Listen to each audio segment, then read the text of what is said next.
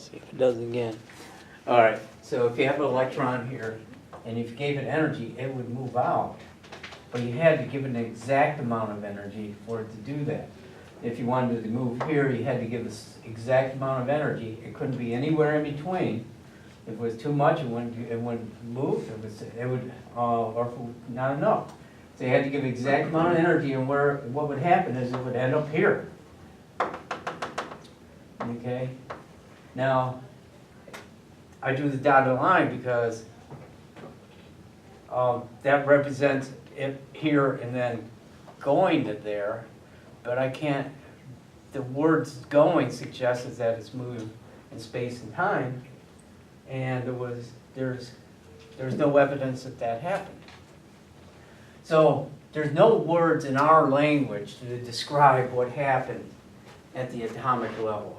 Okay, that's what makes, one of the things that makes this stuff so interesting but so hard is that it's undescribable in the words that we have, in the language that we have. And when the original guys came up with this, when they came up with this model, okay, they knew that, and what they were trying to think about is what kinds of words. So what can you do to try to explain this process taking place? And what Bohr came up with is he came up with the word quanta or quantum, and not really he but the guys back there, back time, and to describe this moving when it really isn't moving. So you have an electron here, and if you give it the right amount of energy, it ends up being here. Okay. If you give it enough energy, but it's got the exact amount of energy, it can end up out here. All right. And the other way it goes around is that if an electron for some reason loses energy and it ends up down here, what it'll do is it'll give off energy. Okay. And it'll give off an exact amount of energy of how far it went. Okay, all right. Okay, so this helped explain where the electrons and explain the spectrum. The next thing that we need to talk about is, all right, now these electrons, Bohr said they could be found somewhere in these orbits or energy levels. Okay, so we might think of them as like orbits, like the moon going around the Earth, etc. But what we're going to do is that instead of using the word orbit, we're going to use the word energy level. Okay. So what Bohr had proposed that the electrons are found in specific energy levels. They're found in quantas of energy levels, energy level 1, energy level 2, energy level 3. There's a minimum energy level. Okay, there is no energy below that, and that's based on Planck's constant, that energy level. And each energy level is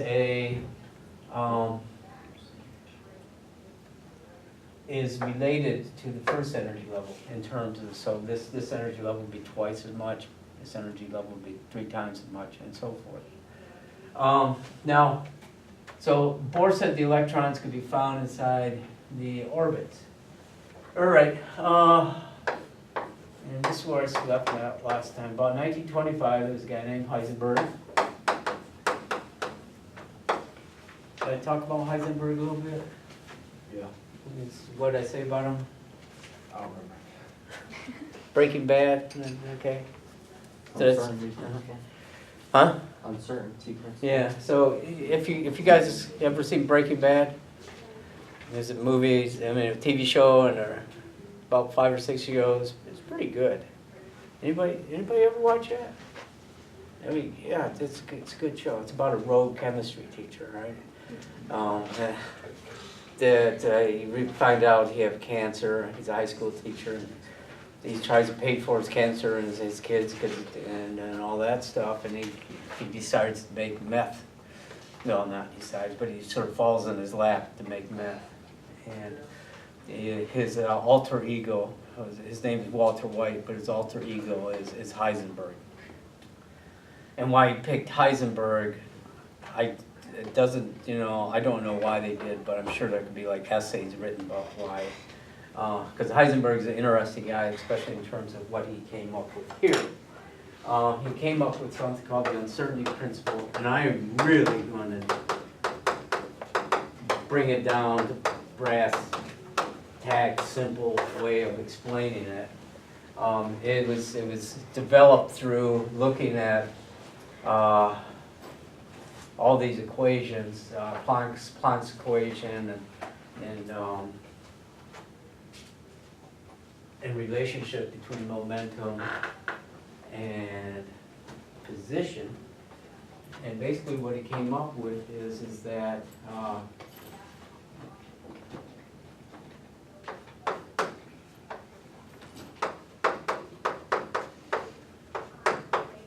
if an electron's position is known, can't know the speed. Did I go over this? Okay. And the other one is if you know the speed, you can't really know what the position is. So what that does is it makes it almost impossible to know where an electron is in an atom. And if you don't know its position, you really don't know its energy. Okay. But there's a fail-safe there, and that's that most of the time we can know where electrons are. They'll usually be where we expect them to be. So usually, if an electron is in this energy level, we can usually pinpoint it, okay? Within a certain amount of degree, not exactly, but we can pretty much figure out about where it's going to be. Electrons can be, this whole development of this theory, the quantum theory, it's really mathematical. It's very, very intensely mathematical, with differential equations and doing Fourier transformations and all kinds of crazy stuff. Right? I've toyed with it. Okay, I think Dr. Who, she did studies with quantum stuff. I didn't. Okay. But I've looked at the math formulas and I sort of get them, right?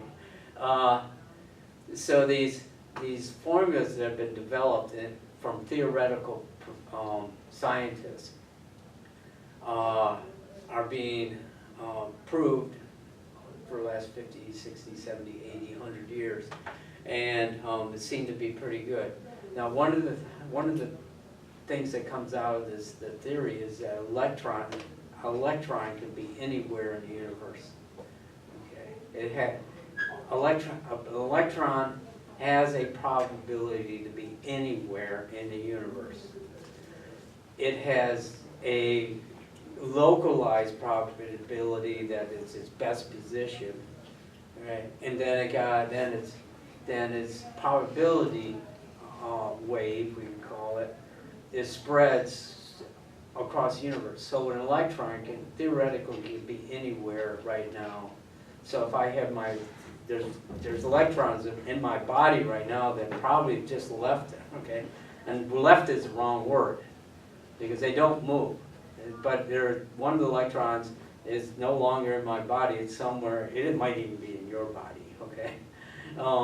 But it's somewhere else. But most of the time, it's where I am. Otherwise, if this was true to the nth degree, you wouldn't even know that I existed. Okay, I'd just be like, I'd be like in phase and then out of phase. It'd be like a hologram that's going in and out of phase. And what is it, like Star Wars, when Obi-Wan comes in, and you know what I'm talking about? And this first Star Wars, okay, fourth Star Wars. And when Obi-Wan Kenobi, he comes out of R2-D2 and he's, you know, talk about people watch Star Wars, and then he talks to Luke, right? He's like. That was Princess Leia. Yeah. Princess Leia? I watched Yeah. it a long time ago.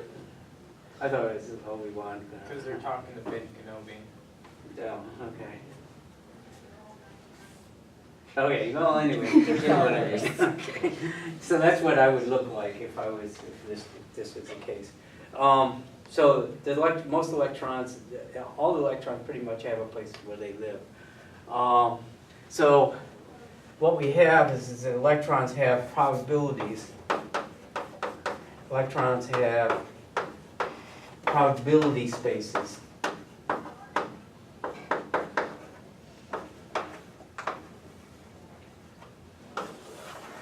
Okay, so they're usually found in a certain given volume, all right?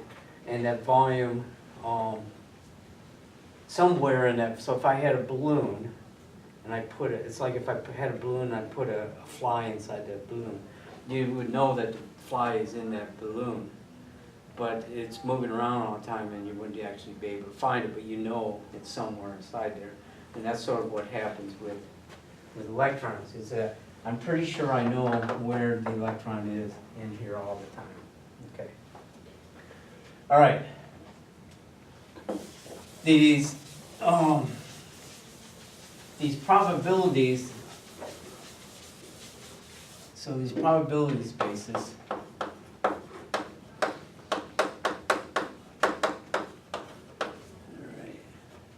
are called orbitals. Not that, and I don't know why they call them orbitals. It has nothing to do with going around in a circle. Like it was just, it's a name they came up with, and it'd probably be a better idea if they changed it because it has nothing to do with going around anything. Okay. What they are is they're shapes, spaces where the kinds of shapes places where you'll find electrons. Okay, and they're different shapes, and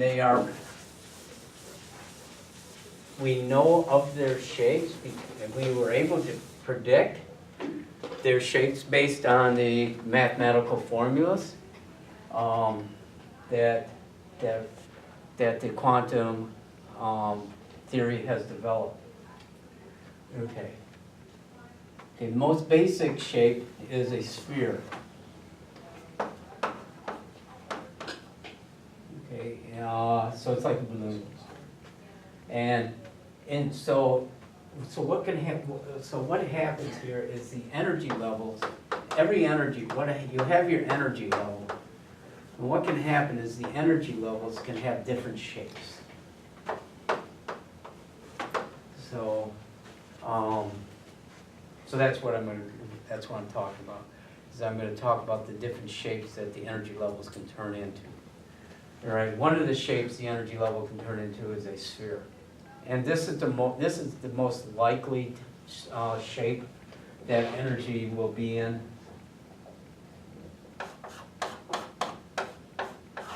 Okay, so there's some electron is somewhere in there, and there's more to this shape. It has different areas of more probability and less probability, but we're not going to get into that. So we're just going to do the basic idea first. All right. So this is like a balloon. Okay, now further with the balloon analogy, let's say I take a balloon, it's like a clown's, all right, and the clown wants to make one of those animals.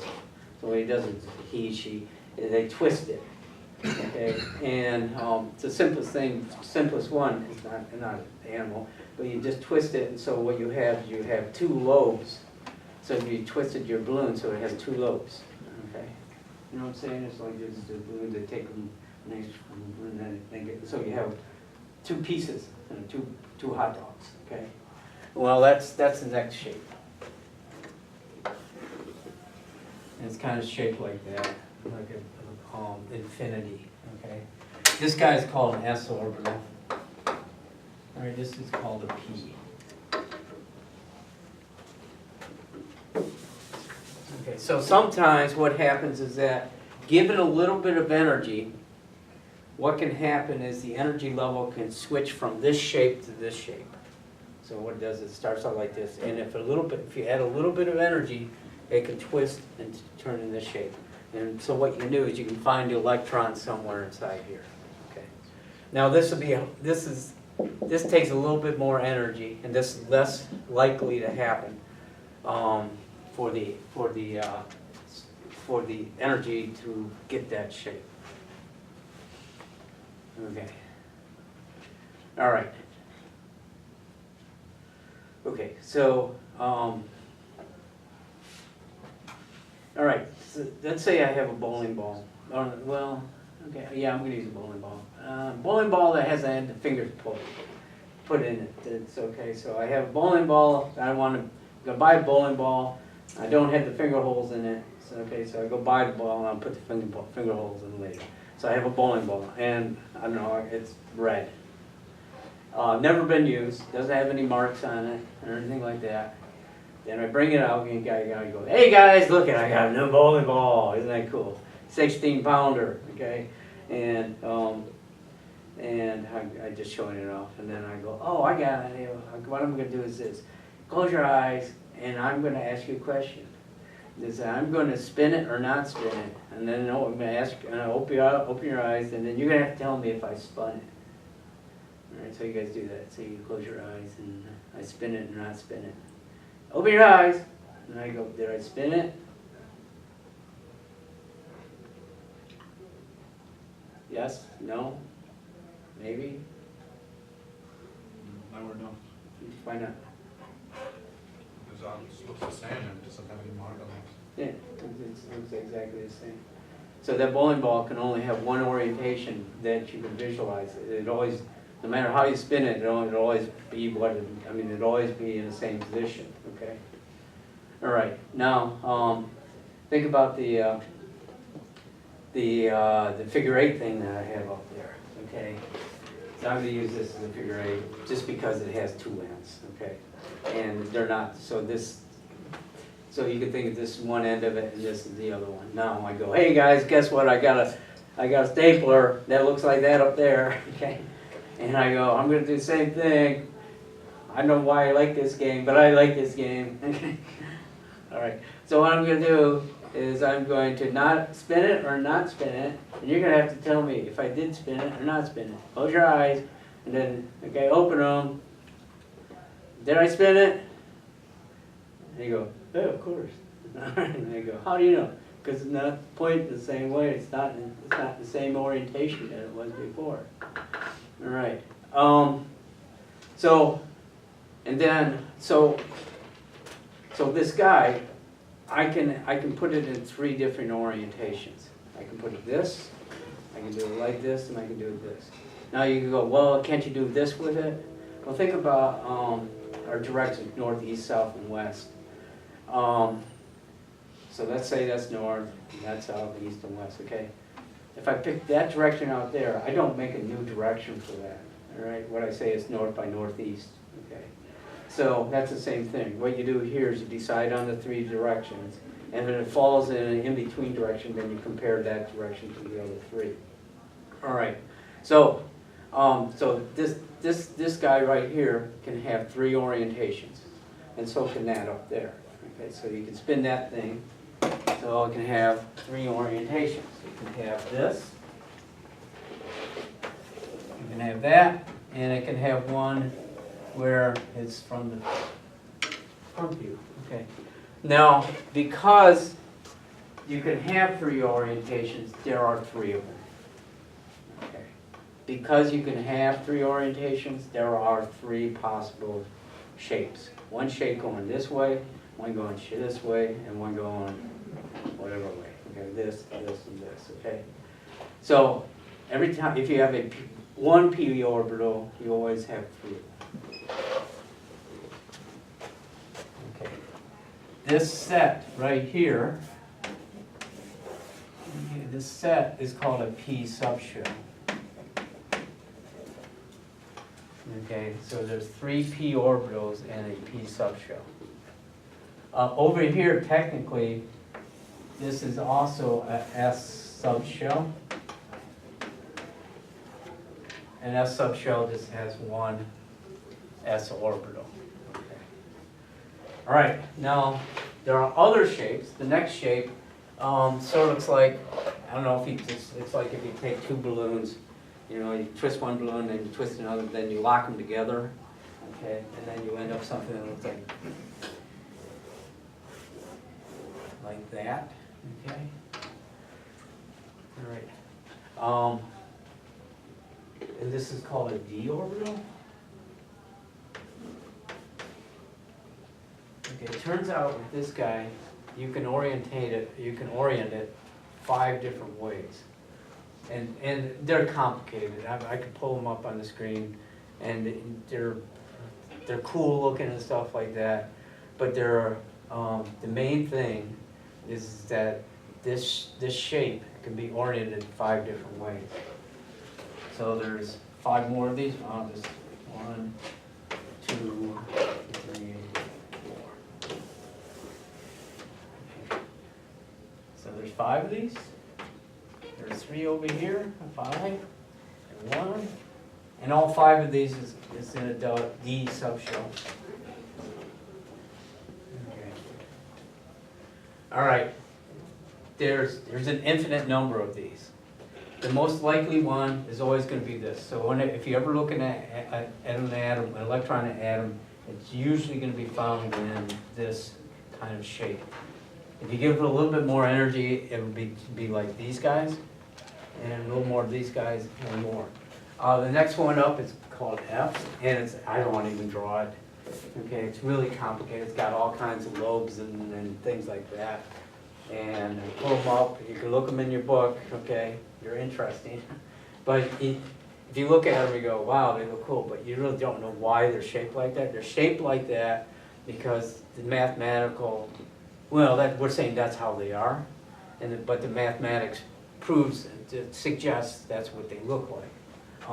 These guys. Okay, look at the pattern here. If I have a subshell, S subshell, I have 1 S orbital. If I have a P subshell, I have 3 P orbitals. If I have a D, I have 5 P orbitals. How about F? All right, so the F subshell, how many orbitals do you think there are? So if you look at the pattern, it's 1, 3, 5, 7. Okay. So that's what we're really interested in, is the number of orientations each orbital can have. Okay. All right, so what we're going to do now is we're going to put this into the model, into the energy levels. I don't think I went over this with you. All right, I need to go there. Okay, before I do that, let's talk about putting electrons in, a little bit more about electrons in. I'll get back to that in a minute.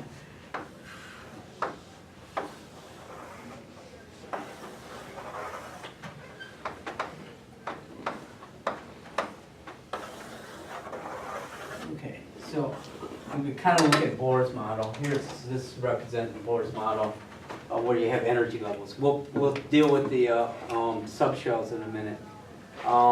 Now, if we okay, so what we can do is we can put electrons in each of these orbitals. Now,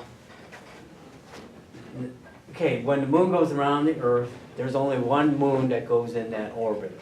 Okay, so and whenever the Earth, there's only one Earth in our Earth orbit. Okay, in these orbits or energy levels. Don't get the words orbit and orbital mixed up. So I'm just going to call these energy levels. And in these energy levels, there can actually be more than one electron. Okay, so you can put, you can put more than one electron in each energy level, which is different than like the moon. The moon, there's only one moon in the moon's orbit. Well, you can put more electrons in these orbits. Okay. And actually, what is that, and we're not even really looking at the orbits. We're looking at the space that the energy levels take up. So what we're going to do is look at the spaces here. and see how that relates to how many electrons. Okay. Energy level 1 is the smallest one. So it's going to have the least number of electrons in it. That's because it's small. That's the smallest one. This guy's going to have more because it's bigger, and this one will have more, bigger. You know, if you have a really tiny house, you can only have a couple people, right? If you have a giant mansion, well, you might have only a couple people, but you can have a lot of people in it. Same thing here. This is that the further we go out, you can put more and more and more and more electrons in the energy levels. And what we want to do is predict how many electrons we can put in each energy level. Okay.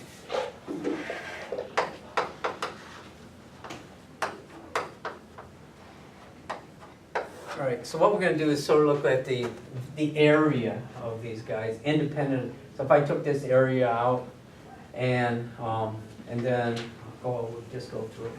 All right, so we'll look at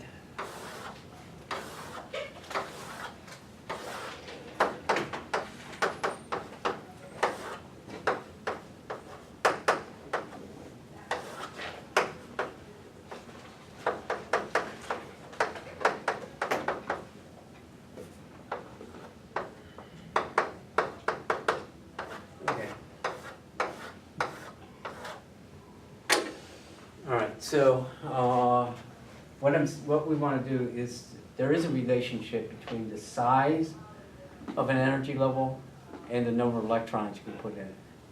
And what we're going to do is we're going to treat each one of these as an as a area. Now I'm doing we have some license here of leaving things out, but you'll get the concept here. Okay. So what I'm going to do is I'm going to give this guy an area 1, and I'm not going to be worried about its units. I'm going to give this guy 2, this one 3, and this one 4. Okay.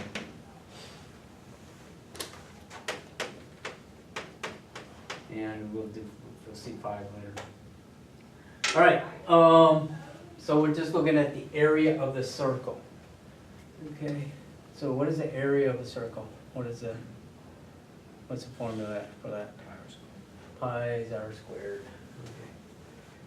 All right, so what we're going to do is we're going to do that. So what is the size of this circle here?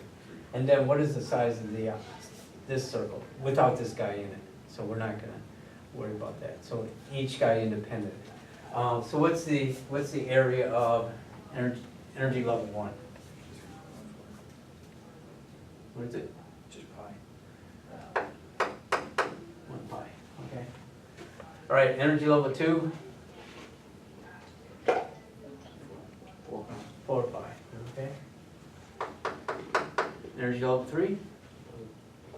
9 pi, and then 16 pi, and 25 pi. Okay, notice is that the energy levels go up by 1, but the size goes up by the square. So as you get bigger and bigger, you just can't, if you go up from 1 to 2, you just don't add another electron. You add 3 more electrons. Okay, that's the idea here. Okay, now we're not going to worry about the pi here. We're just going to look at the number associated with pi. So energy level 1. Well, it could take the least amount of electrons. So let's say there's only 1 electron, because that's the smallest amount of electrons you can have, right? 1. All right. But we have a caveat here. All right. Is that for every electron in the universe, it has a twin. Okay.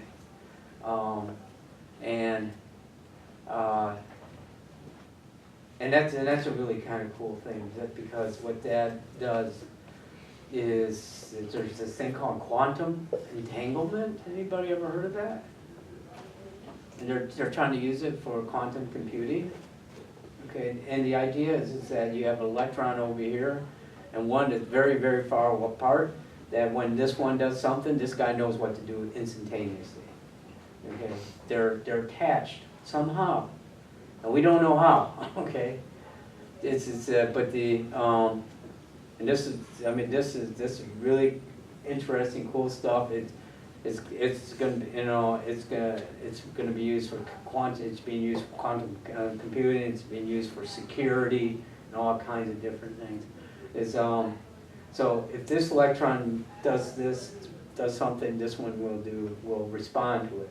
And it can do it across the universe, that's the idea. There doesn't seem to be communication between this guy and this guy. They seem to just know what's happening. They seem to be entangled. And that's all that Einstein didn't like that. And because he said is that how can this guy know what this guy does if it's going, how can it find out what it's doing when it's doing it faster than the speed of light? And so he said that he was actually the one, serendipitously, he proposed this by actually by saying it's impossible not happening. He suggested that it did happen, and it turns out that it does happen, right? So, so you have these two electrons. So the properties of these twins is based in they're not identical. No, they're almost identical. They both have negative charges, but the difference is that one is based on their spin. All particles, all elementary particles have spin, which relates to the momentum. So electrons. So one electron will be spinning, we'll say clockwise. The other guy will then be going counterclockwise. And what they can do is they can line up with each other, and they're equal and opposite in their abilities. So if this guy lines up, this one. So they can actually be with each other and in a sense not repel each other because of that. So they can pair up, all right? Because one goes, now who knows if this electron is up and this one is down. Well, there's another down over here. Can it pair up with this guy? I don't know. I don't know if there's individual twins out there. It seems weird. Maybe there's only one pair of electrons in the whole universe, and there's just virtual images of those two pairs.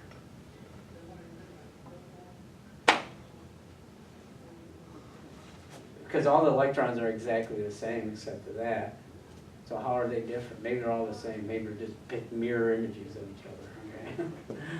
Well, take that one. Put that one up in your Funkin' Wagnall. All right. Don't know where that's come from. Anybody? No. There used to be a TV program 100 years ago called Laugh-In.